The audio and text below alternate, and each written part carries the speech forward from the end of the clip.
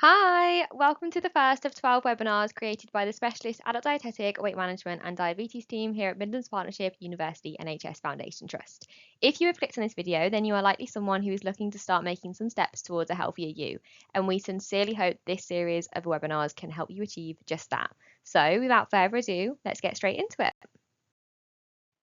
Just so that you're familiar with the team that's going to be supporting you throughout this journey, here are some lovely pictures of our lovely team members. So we have Sonia, we have Kate, Evan, Amber, which is me if you haven't guessed. Then we have Jazz, and we also have Lorna as well. So, whilst you may have already been told a little bit about what this program entails, for those who don't know or are not sure, over the next 12 sessions, we're going to guide you through a different topic each time that relates to health and well-being. And you're also going to have some tasks to complete in a workbook that accompanies them, all with the aim of helping you achieve your personal goals, whether that is weight loss, maintenance, or improving your overall well-being. Hopefully, by the end of the 12 sessions, you'll be equipped with the knowledge and skills to be set free into the wild and sustain the changes you have worked so hard to make. So, just in terms of what to expect in each session, I'm just going to pop up in a minute a little snippet of what the course's content will look like. However, just bear in mind that this course was originally made to be a 12-week course. So, as you'll see each week pop up, it will be labeled as weeks. So, week 1, week 2, etc. Now, it's completely up to you whether you want to do it like this and you want to watch one per week or whether you want to watch them in bulk. It's basically just however you're going to best retain the information. So, just bear that in mind as they pop up. So, to begin with, in week 1, we are going to be giving you a little overview of the program and the workbook, looking at the complexities of why we might gain weight and what the benefits are to controlling this, all with the aim that this sets you up and gets you excited for the rest of the sessions. In week 2, we're going to be looking at the fundamentals of healthy eating and food. So, what actually is a healthy diet? What are carbs, fats, protein, sugars, etc.? And what is the concept of energy in versus energy out? In week 3, we're going to be exploring ways we can self-monitor by teaching you how to estimate and calculate nutritional value of foods, meals, recording food diaries and reading food labels, and also understanding portion sizes. In week 4, we're going to be diving into the link between our mental state and its impact on our eating. So looking at emotional eating and how we can overcome this. Then in week 5, we're going to be looking at the importance of physical activity as well as the fundamentals as to what physical activity actually can look like, and also working to set some realistic goals around increasing our movement as well. Then we've got week 6. So in this session, it's basically dedicated to our halfway check-in. So we will revisit the goals that we set at the start of the program and assess to see if we are on track. And if not, then how can we help you to start see some progress? We also discuss how to prevent relapses to support you as much as possible to continue your amazing efforts for the next 6 weeks and beyond. In week 7, we're going to look at how we can eat well whilst on a budget, as we understand that the current climate can make it extremely difficult to prioritize a healthy lifestyle. We've then got in week 8 that we're sort of going to look at certain barriers that we might face on our journey and in our lifetime and help prepare you for these so that you can continue to flourish. So basically we're looking at things like eating out at restaurants, going on holiday, dealing with societal pressures and things like that. Then we've got week 9 where we're going to focus on alcohol, its nutritional value and how our bodies actually process it. So moving on to week 10, we're going to be looking at weight stigma. So we're going to be learning what it means and how we can ensure that it doesn't hinder our efforts on trying to better ourselves.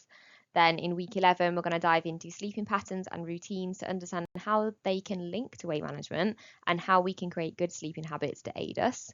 And then finally, in week 12, we're going to be bringing it all together to look at our progress, the goals that have been achieved, and what we've learned about ourselves to ensure we sustain those achievements going beyond the completion of the program. And then just a final note from us as a team. So this is basically what we hope from you guys. So of course, we would love you to be committed to the webinars and watch all of them. Of course, contact us by telephone, which is on the screen there, or email if you have any difficulties accessing any of the online webinars. Have your worksheets ready for the accompanying workshop as well. and try your best to dedicate some time to completing some of the tasks and the homework as well. Okay, so now we know what the program entails. Just a little note on what the program is not. So, the program is not going to be placing you on any one size fits all specific diet or a strict regimen.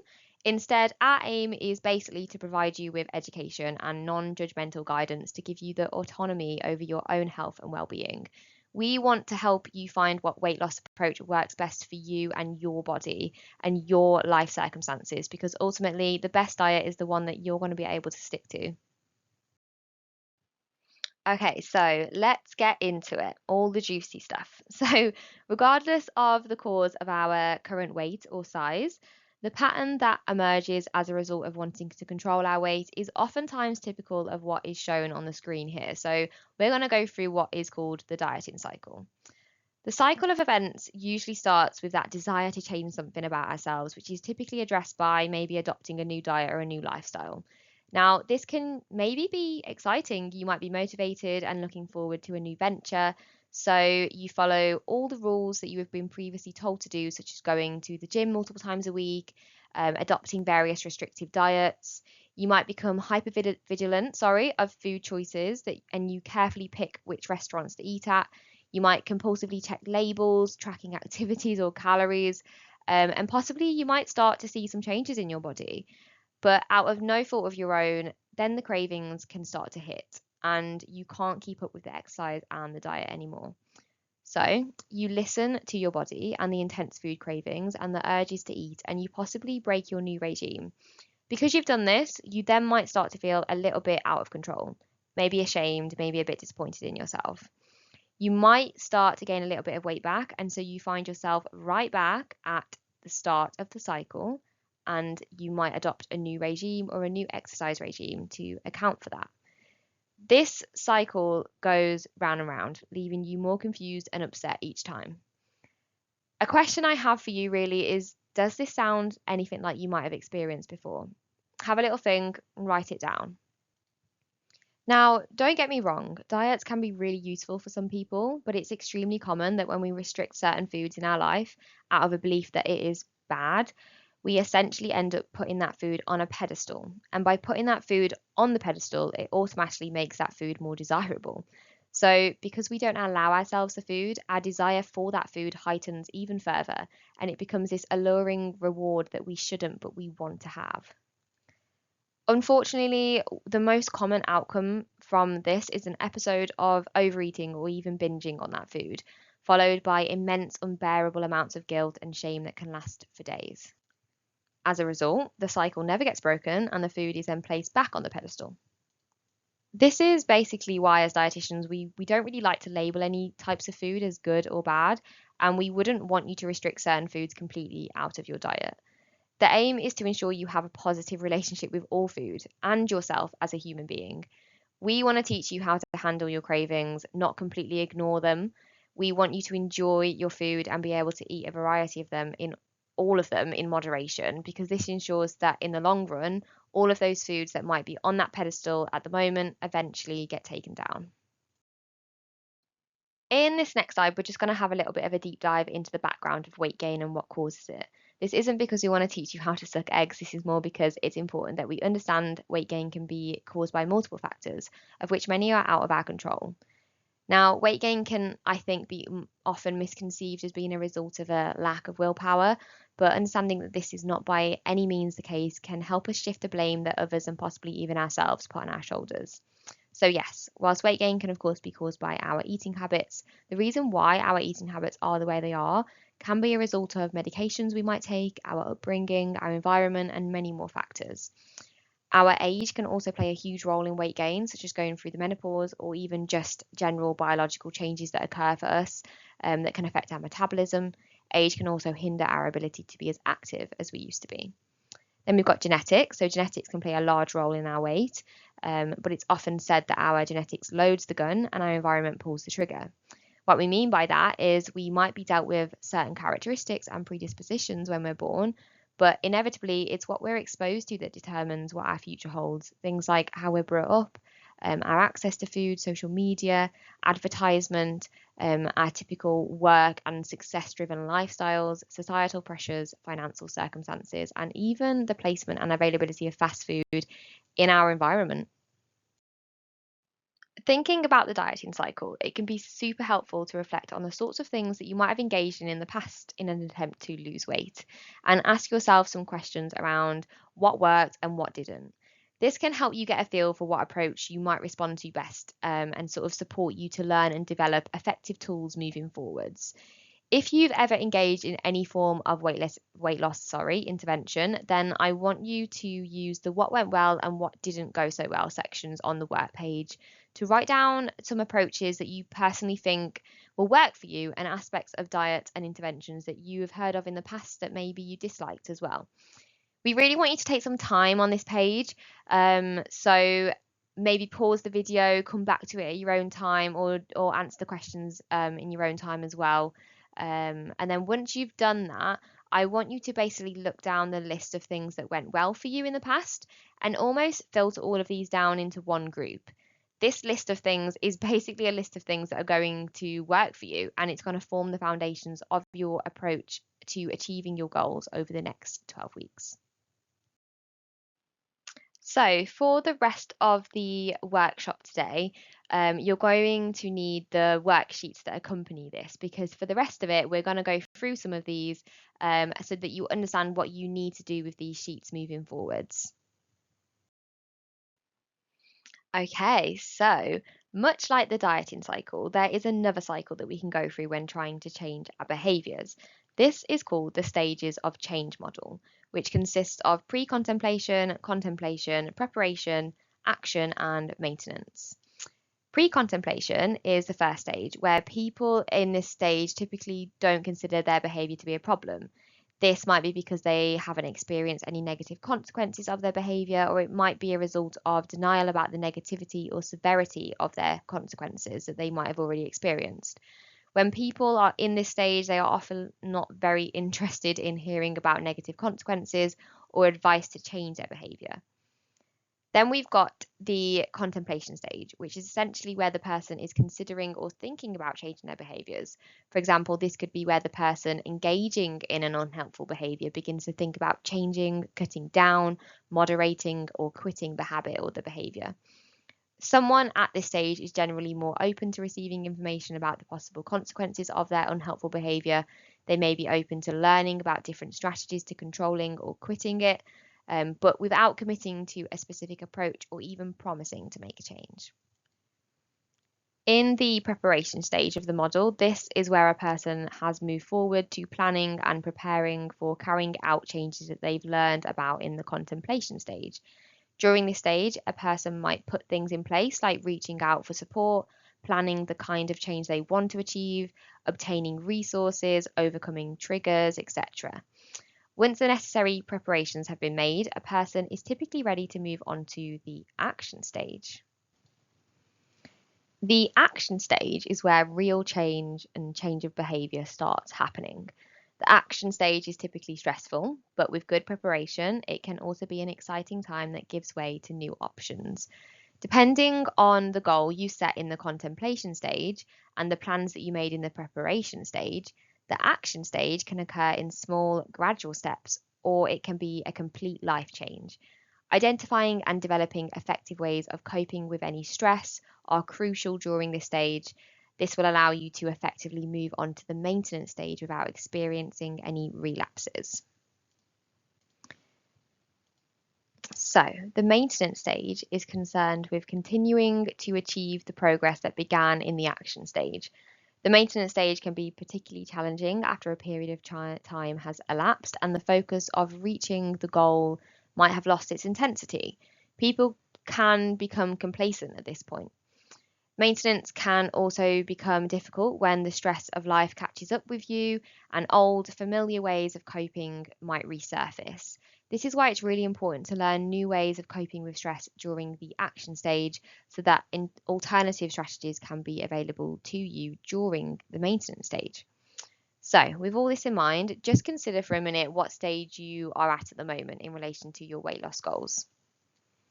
I can give you a hint. Most of you will probably be at least in the contemplation or the preparation stage, considering you are joining us on these webinars, which you should be extremely proud of. Some of you, however, might have already put things in place and you might be in the action stage. This program might just be something you need to help develop those important coping mechanisms to successfully reach the maintenance stage, which again is extremely self-aware and incredible that you have made that step. So yes, have a little think about what stage you might be at and jot it down. Regardless of what stage of change you're at in this moment in time, the aim of these workshops and the workbook is to support you in moving on to the next stage, whichever one that might be for you. So one way we're going to do this is by using page 7 and 8 in your workbook to ask yourself some reflective questions to help get you thinking and planning your next mode of action. So if you flick to page 7 of your workbook, the first thing we want you to write down is your goal. What is your overall goal at the end of this course? Then in the next section that asks what changes have you been thinking of making to achieve your goal, this is where we want to get a bit specific. Think about smaller goals that we can maybe set that will positively contribute to reaching your main goal. For example, if your overarching goal is a £3 weight loss in 2 to 3 months, then an underarching smaller goal to achieving this might be to increase activity levels by walking more. But when writing this, try to be specific. How are you going to measure this? An example could be, I plan to walk 20 minutes on Monday, Tuesday, and Saturdays at 8 a.m. in order to lose £3 in 2 months' time. Then, once you have decided on your goal, try and think about, is there anything that bad that could happen from making these changes? Equally, what is something good that could happen from making the changes? Then ask yourself how you are feeling about making these changes and how confident you are. This will help you explore whether there is anything that needs to be put in place before starting, any barriers that need to be brought down first. When considering that question about the good things that might come from making your plan changes, it can be worth refreshing yourself on what the benefits to weight loss actually are. Now, there are, of course, many benefits to being a healthy weight, such as a reduced risk of stroke, type 2 diabetes, disturbed sleep and sleep apnea, reduced risk of cancer, joint pain, poor mental health, heart disease, high blood pressure, as well as improved energy levels. However, the benefits can go way beyond this list of conditions and diseases. And if you dig deep, you will likely have your own personal reasons for wanting to embark on this journey for losing weight. These could be things like wanting to increase your longevity and mobility so that you can see your family grow up and be able-bodied enough to play with your grandchildren in the future. It could be as simple as wanting a newfound sense of pride and confidence, or that if you've been a victim of weight stigma and don't wish to fall victim again. On page 8 of your workbook, you will see some bonus questions that aims to get you thinking about how important it is for you to make your changes, what barriers might arise, and what support might you need in order to achieve your goals. Take some time, as always, to fill these questions out. And I really encourage to just do a bit of reflection on these and maybe sit in a quiet place and have a real good think about them. Now, of course, this wouldn't be a good program if we didn't get you to measure some things to begin with. So, to mark the start of this course, we want you to record some measurements, which we call anthropometrics. So, we track your progress with these over the next 12 weeks. We'll revisit these measurements periodically and record new ones as we go. So, in today's session, or after today's session, I want you to fill out the relevant boxes on your worksheet. And these include your waist circumference, your body weight in kilograms, your height in meters, your clothing size, and then there is a final box on there for recording where you are at mentally when you think about your health. If you also want to go one step further, you can also request some blood works from your GP, such as cholesterol, HbA1c if you've got diabetes, and also your blood pressure. Hopefully, what we aim to see is an improvement in all of these areas as we progress over the course. If you have not taken any measurements before, then don't worry, we're going to take you through this now so that you know what you're doing. For waist circumference, try and take a flexible measuring tape. Stand up tall, find the top of your hip bone and the bottom of your ribs. Breathe out normally, place the tape measure midway between these points in line with your belly button, and wrap it round your waist loose enough to fit one finger inside the tape. Then record your measurement in centimetres. For your weight, of course, if you have scales at home, then try to weigh yourself first thing in the morning without shoes on and remove any heavy jackets or clothing. If your scales measure in stone, then you can simply convert this into kilograms using the internet if you wish. If you don't own scales, then you can even request to be weighed at one of your appointments with us if you have any, or request an appointment with the GP. Seek some scales out at the gym or leisure centre even. You can also ask a friend or a family member, or you can alternatively pay at shops like Boots to step on their scales as well. For height, you can either again get this measured at an appointment with your healthcare professional, or you can measure at home with a measuring tape. The reason you'll need your weight in kilograms and your height in meters is so that you can then work out your body mass index, which you will find a box for recording also on your worksheet.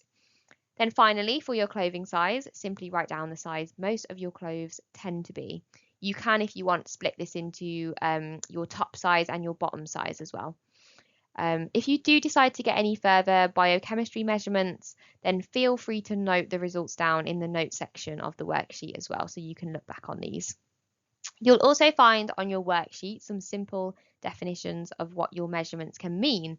However, please be mindful that these measurements do not define you and are not they're only used as tools, okay? So, for example, BMI, whilst it's helpful for indicating whether someone might be underweight, a healthy weight, or overweight, it is not a perfect measurement and it does not account for people who are taller or shorter than average, for people living with a disability, anyone who's pregnant, the elderly, and for those who might hold more muscle mass.